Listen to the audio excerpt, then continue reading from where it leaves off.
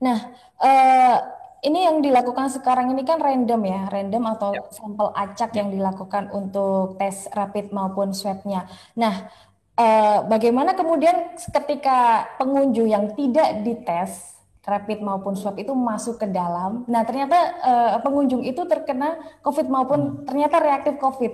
Itu berarti kan tidak cukup efektif, Dok, untuk melakukan secara random sampling ini. Iya, iya memang.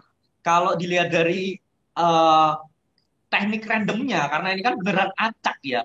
Ya. Terus berarti kan yang nggak kena itu juga bisa positif. Nah, nanti kalau di swab ya bisa juga positif. Makanya ini saya mau nyambung pernyataan dari Pak Joko tadi bahwa salah satu karyawannya itu nggak ada gejala sama sekali di rapid reaktif, lalu di swab atau untuk konfirmasi coronavirusnya itu juga ternyata positif.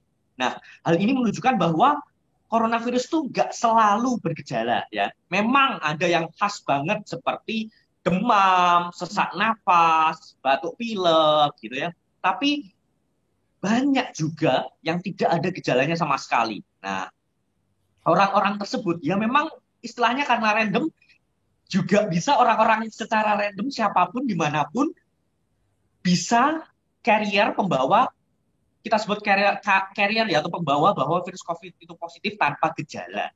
Nah, seperti itu.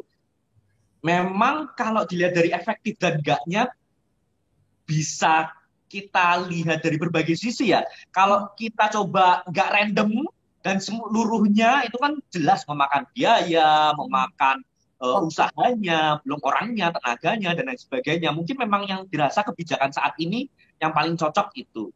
Sehingga ya itu menurut saya udah lebih baik dibandingkan nggak ada screening sama sekali. Dan yang paling penting ada kembali lagi ke dasar yaitu protokol-protokol kesehatan yang tetap dijalankan, terutama ini bahasanya adalah di tempat pariwisata. Gitu. Hmm. Oke. Dokter mungkin bisa disampaikan secara praktiknya kalau kita ingin berwisata wisata air khususnya seperti di Ponggok dan juga umbul-umbul lainnya. Ini seperti apa yang harus dilakukan masyarakat di sana, dokter? Oh ya, yang harus dilakukan ya yang pertama jelas sebelum kita harus belum berangkat ya persiapan dulu, bawa masker, lalu bawa baju-baju ganti, terus handuk ya. Jadi kalau bisa alat-alat semua udah disiapkan sehingga nggak perlu cari di sana. Nah, terus yang kedua ya sesuai protokol kesehatan. Begitu masuk jangan lupa untuk screening, terus cuci tangan ya, dirajin-rajin cuci tangan. Begitu masuk ya dijaga jarak sama yang lainnya. Jangan dilepas maskernya ya sebelum nanti ke air. Lalu selama di air atau selama di tempat itu diusahakan menjaga jarak satu dengan lainnya sesama pengunjung.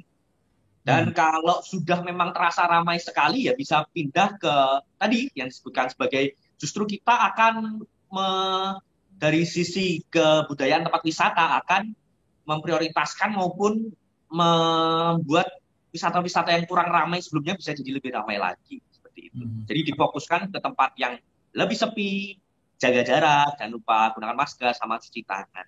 Oke, baik. Baik. Berarti untuk yang objek wisata air seperti berenang itu memang belum ada penelitian yang menunjukkan Belum. corona menular melalui air di kolam Ya, renang ya, belum dokter? ya, belum ada bukti yang dipakai di seluruh dunia bahwa corona bisa menyebar melalui air.